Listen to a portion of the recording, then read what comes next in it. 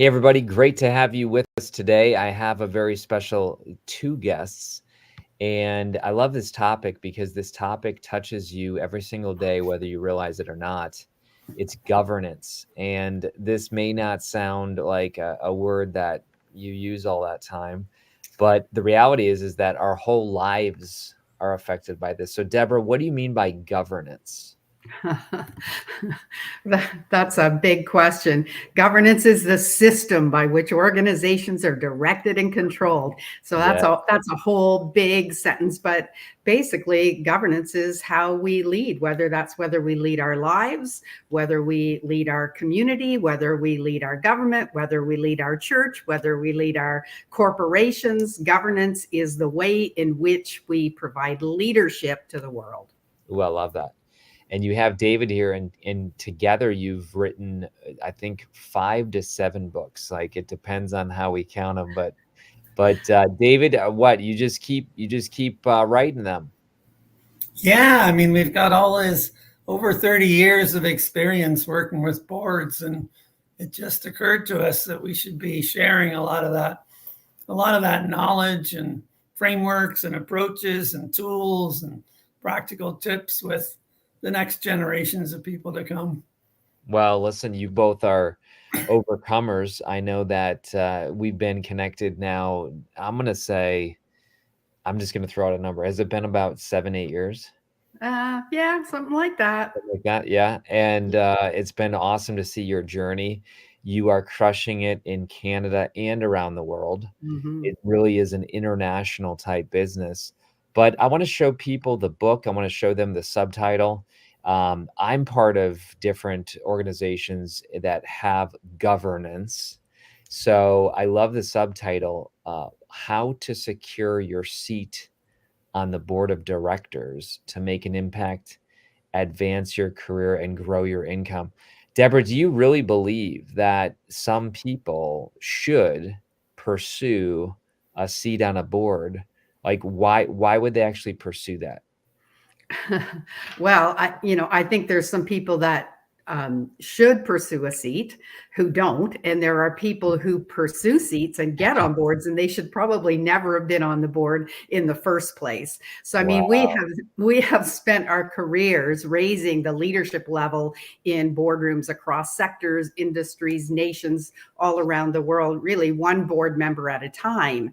And so I think that so often people don't go on boards either because they lack the confidence Mm. or they think, maybe I don't have the right skill set, or maybe, they feel a little bit insecure, and they just need a little bit of confidence and a little bit of, well, how do I do that? And Yeah. learning how to do that. So what we've been doing is providing tools like Board Ready to help people be able to take that journey and know exactly what it is that they need to do in order to get there. Yeah. I love it. I love it. So the concept, it's a cool concept, but it's board ready, and it means that you know what's coming. You know that you're the right seat. I love what you said, confidence. So you're Mhm. telling me that when people get this book, they will either be confidently aware that they should do it or confidently aware that they shouldn't do it. It's almost like a filter. Would you say that? Yeah, it is a bit of a filter. People serve on boards for all of the wrong reasons. Mm. Sometimes they do for all of the right reasons, and they're a really good fit. And for the most part, that happens. But there are a lot of people who serve on boards um, because they think it's Status or going to. something? I don't know. What do you think? Yeah, well, sometimes it's, they think they're going to make a ton of money. And sometimes you do, but that's not really why you should want to serve on a particular board.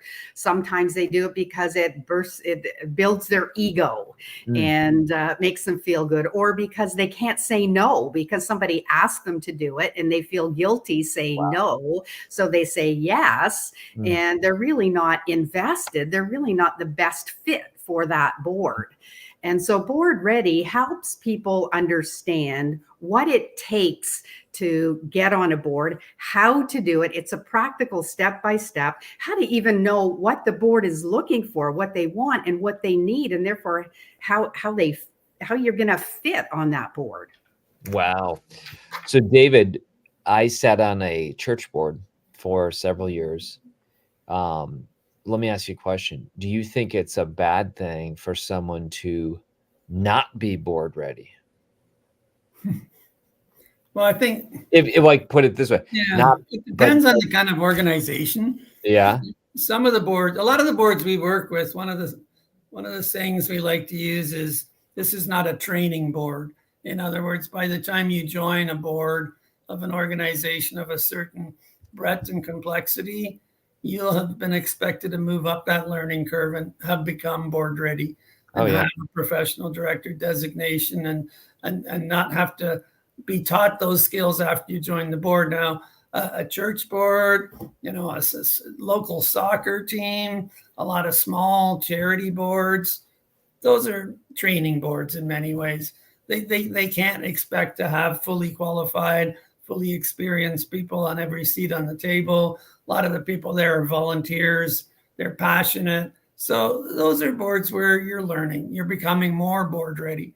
We're looking at the people that are serving on the more complex organizations that you really need to be board ready before you apply. So Debra, talk to us about this professional director. What is this about?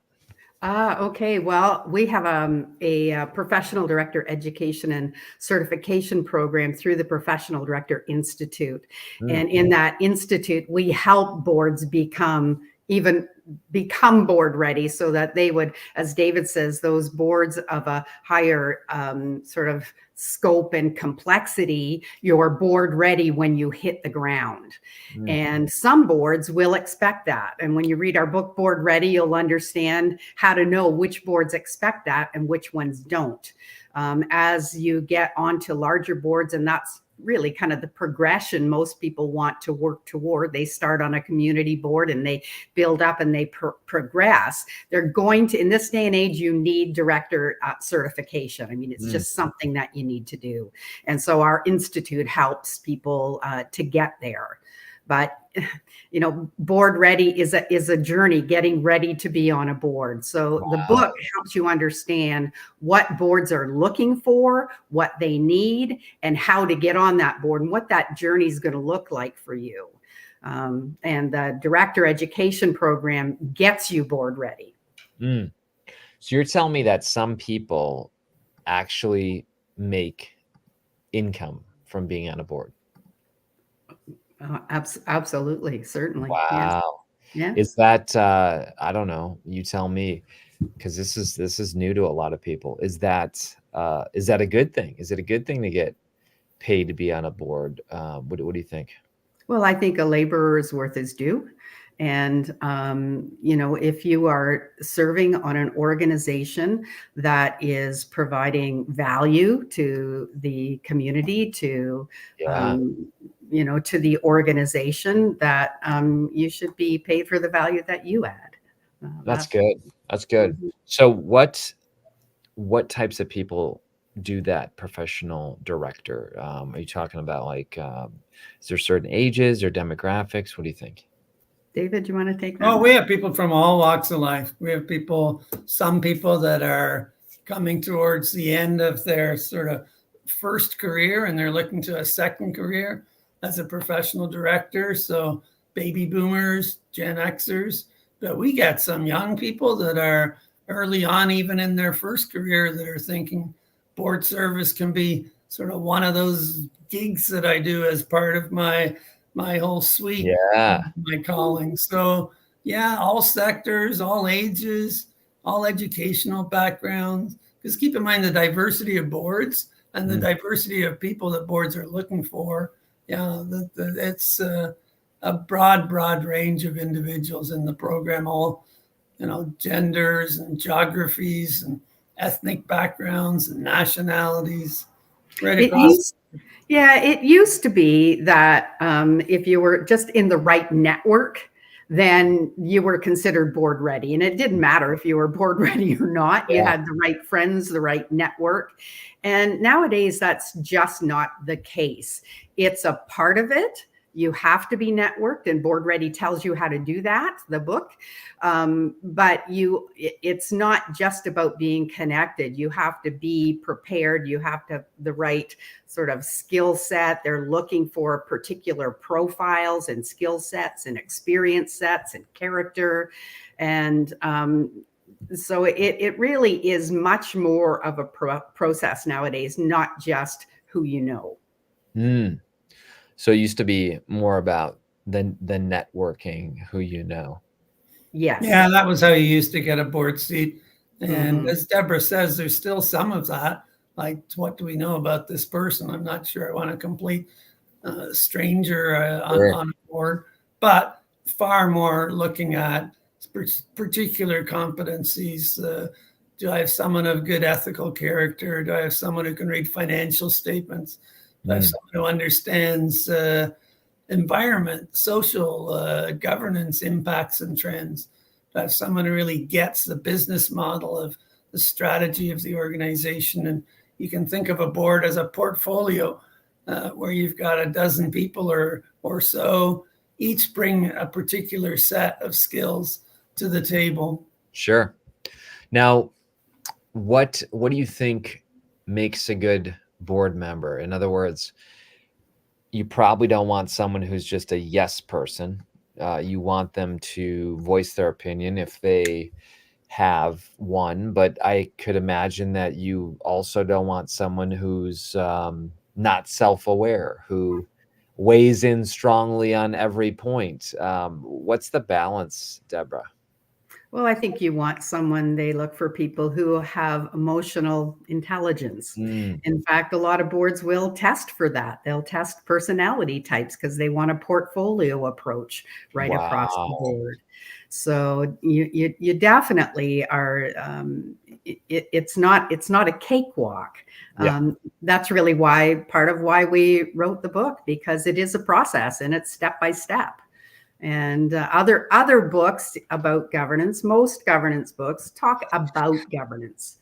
Board Ready tells you how to do it. Oh, that's good. And makes it very much a step-by-step process.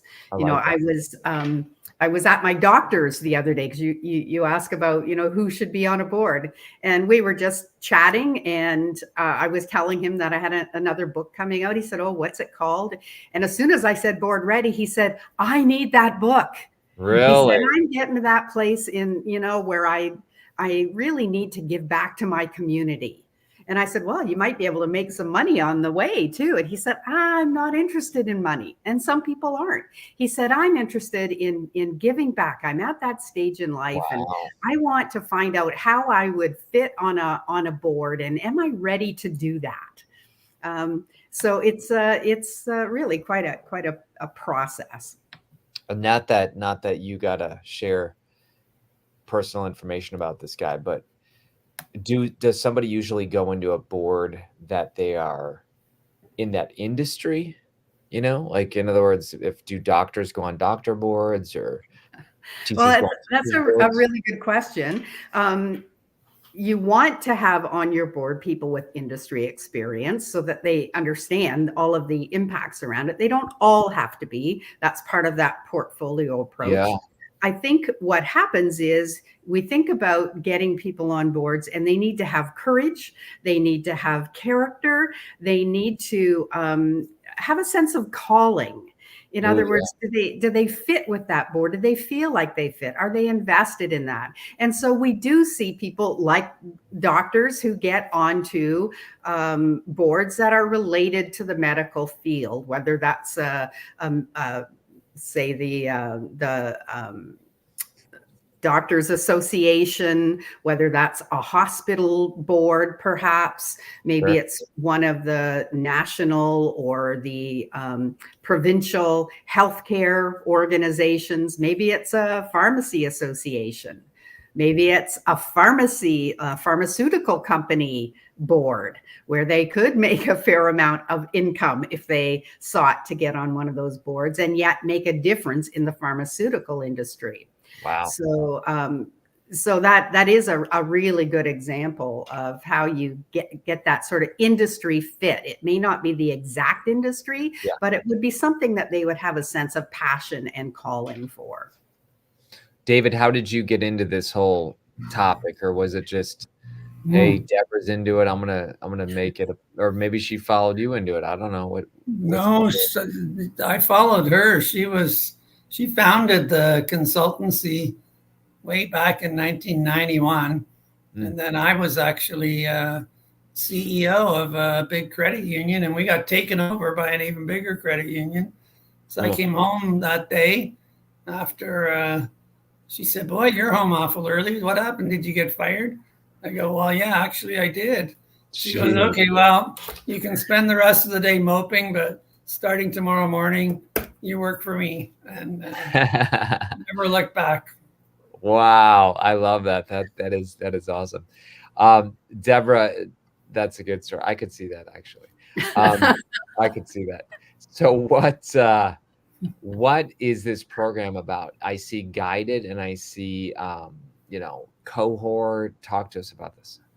Well, we offer in a couple of different ways. One is through a self-guided. And so you can earn your professional director certification by taking the program online, fully online in your own time, at your own convenience, and you can earn that designation through our institute.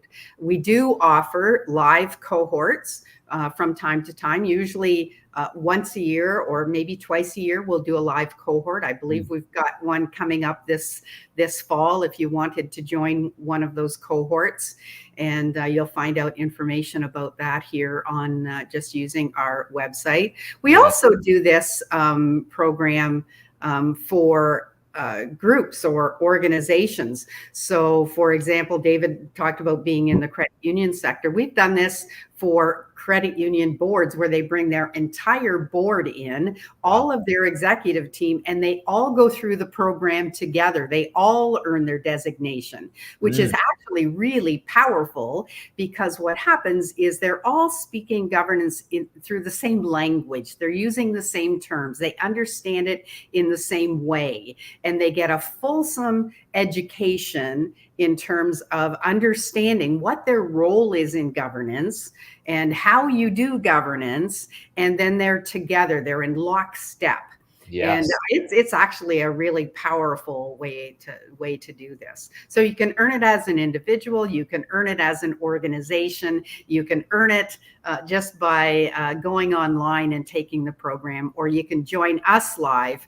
And like I say, we do it once or twice a year, a cohort. I think you put that up. The next one starts in November, where David and I and some of our other colleagues and faculty join live so that you get the benefit of all of these years of experience. All right. Well, listen, this is fantastic. I got to ask you each, what's your why? In other words, you could be doing a lot of things with your life. Why have you said, you know what, board and professional directing and governance, this is something I'm willing to put my life behind? Well, let's start with you, David. Well, I grew up, both my parents were bankers, and so I got a kind of unique insight into what made business tick. And I came to the realization that if you start at the top of an organization, you can have a tremendous impact. And that's just been our calling throughout our careers, is being taken to the top, to the leadership level of major organizations across sector. If you can impact a board, if you can impact a board by impacting a handful, a critical mass of board members, you can shift the whole path of that organization and a whole industry, and in the long term, a whole community, a whole state, a whole country. And so that's my why, is that I'm convinced that you can make a tremendous difference to organizations and stakeholders and communities, and yes, the environment by working at a board level at the top of an organization. Well, I know you have a lot of books out. You have, don't you have one on ESG? ESG matters. You have that one. I love it. Mm-hmm. Governance solutions. Do you have one called that too? We have governance solutions. Very good. Wow. Yeah. So, Deborah, why, because I give you guys a lot of props here, because what do you tell a person who says, I'm not patient enough to be on a board? Do you ever meet somebody like that? Or are they just a I jerk? say, you know what? If you feel you're not patient enough to be on a board, you probably shouldn't be on a board. That's good. Like you really shouldn't, because that's probably not a sign of good emotional maturity. Yeah. Yeah. So there are people who shouldn't, like, absolutely should not be on boards. They could actually. Yeah, we see them on boards every day who should not be on boards. Part of the challenge is people who don't have patience generally don't have much self-awareness. Mm-hmm. Yeah. We rarely get people come to us and say, I don't have enough patience. Yeah. Wow. So should somebody who is on a board, maybe they're the board director or the chairman or chairwoman of the board, should they say to some of their people, I think this next cohort you should check out, or maybe would you say the first step is the book? I think one of the first steps for the individual is the book, and this is what is it? How do I get on a board? I think that's an important step. And once you know how to get on a board, you're going to realize that you need to be educated in what governance is, how it works, what your role is in governance, what your role is not in governance, because that's as important, probably more important than knowing what your role is. What isn't it? Because so many board members try to be the CEO or be the organization rather than the board. Wow. So I think the book Board Ready helps you understand even what that journey looks like and what they need to know. And then the next step in that journey is to get your certification if you don't have one, which is, of course, through the institute where you can. Yeah, so good. So I know we're landing the plane here, but what's next? I mean, you've been in this industry for a long time. You are a expert. You're a trusted voice. I've said your name different places. People immediately know about you both. So, like, what's the plan? You got another book in you? What's going on here? Well, we have a whole series of books coming up. Then our next one is on succession, and it won't be too long behind this one. We've got another one that we're working on related to boardroom culture that I think will follow quickly behind that. So we have a few of them in the pipeline. Yeah. I think that really we're passionate about governance, and that concept that David talked about related to the leadership level. John Maxwell writes about the level of leadership. Yes. And an organization cannot rise above the level of its leadership. And so what we do is we try and raise that leadership level up so the organization can rise. That's good. When the organization rises, the community rises. When the community rises, the state or the province rises. When they rise, the country rises. We all rise together.